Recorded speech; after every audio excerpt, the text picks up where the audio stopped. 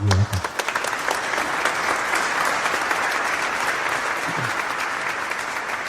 All right. Who rang in the bowl of broccoli mid-rush? What the fuck? Listen, I got a message for you, okay? No, nothing's wrong with your food. I would never do that. I'm not a piece of shit. And I wouldn't let anybody that works under me do that. But let me tell you, you've been cursed out in Mexican. This motherfucker are putting words together that don't even belong together. This is why you should not ring in a ridiculous order like a bowl of broccoli in the middle of a rush. It's because predominantly we work with people that are not from this country originally. People that come to this country because it's a free. The American dream. And some people are too proud to admit the fact that they don't speak English. In fact, some of them want me to learn Spanish. So I did. Fuck it. But not a lot. So here we are mid-rush. Tickets everywhere. Tickets are little pieces of paper with food on. And I got a guy walking over to me. Senor. What the fuck? Bowl of broccoli. Shit. How the fuck am I going to explain this shit to this guy? I don't know how to say broccoli in Spanish. El brocolillo doesn't really work. So I'm like, la cosa verde que servimos con carne. On the menu, it's with the meat, you know? So I'm like, the green stuff that you serve with the meat. Cilantro? No, man, not a bowl of cilantro, bro. They're too proud. Too proud. We had a kid once that didn't speak a lick of English. Nothing, except for 3 words. But those 3 words he pronounced like a motherfucker. Yes, chef? And service. He said it service, not service, not el servicio, not el servicio. Service. Motherfucker said service like he was from Brooklyn. That means, people get into the kitchen, get the food out.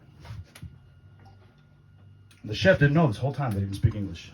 Yeah, 0. Because by any time he would say anything to him, he's, yes, chef.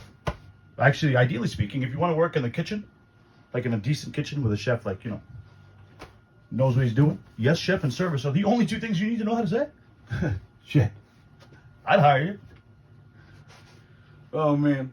So one day, we're standing on line for family meal. Family meal is when the chef cooks food for everyone to eat. So we're standing on line for family meal, and I particularly asked the chef not to put olives in my putanesca. Putanesca is this kind of sauce. The words, I think, break down to dirty hooker. But let's not go there, but whatever. I don't like olives. For me, olives they overpower everything. I just don't like them. Can I eat stuff without them? Yes, but I just don't fucking like them. And chef was kind enough to make me a plate aside. So I was happy. I know I'm coming up. Everyone's looking at the plate. Nobody's really touching the plate because, there's a bunch of food there. Why they just plate? The chef didn't tell anybody and he left. It wasn't there. So I don't want to cut anyone and be like, this is my plate. And be all like, pompous and shit. So the motherfucker in front of me grabs my plate, takes a handful of olives from his salad section and slams it onto my plate and starts eating the shit. Motherfucker. Was it my mistake for not telling him? Yeah. Did I figure out I have a superpower that day? Oh, yeah. Oh, yes. I can manifest shit. If I put enough intent or like anger or some kind of feeling, sentiment towards it, I manifest it. It happens. So I thought to myself, this piece of shit just took my food. Now I gotta eat this dirty hooker with olives. I'm gonna make him throw that shit up. I don't know how, but he's gonna throw it up today. And I did it. But I don't realize I'm doing it. I just kind of intend it, off into the ether, so to speak. So day goes on. We're working. I'm trying to get the olive taste out of my fucking mouth. I'm sitting there cutting something. And the chef is running around frantically, screaming, somebody took a shit in the bathroom and he missed the toilet. I'm thinking to myself, how is this possible? But you know what? In the restaurant industry, anything is possible. So you learn to just accept it and keep moving. So I duck out of the way because I don't want to be the one to mop that shit up. And he's looking for a fucking victim, if you know what I'm saying, right? So here comes Mr. English over here. Mr. Service. Mr. Eat My Olives. Son of a bitch. I'm walking down. The chef grabs him. You, come over here. And I'm within an earshot. So I'm like, oh, this is going to be good. Chef's like, I need you to go to dry storage. Get the mop. Actually, get 2 mops. Go into the bathroom and clean it up. Don't ask questions. Yes, chef. And he walks off. Meanwhile, when the chef's talking to him, he doesn't understand a single fucking word, but he's looking at the chef like he's fucking Socrates. Like, oh, yeah. Oh, that's a good. Oh, you fucking idiot. He walks off. Just as casually as he walked up.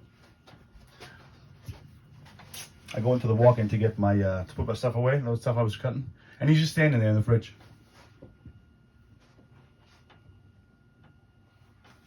I'm like, Papi, what are you doing? You okay? Oh, gracias a Dios. Thank God you're here.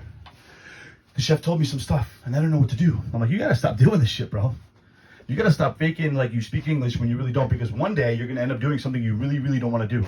One day, like today. Today is that day. How was family meal? Delicious, huh? Extra olives? Let me tell you what you're gonna do.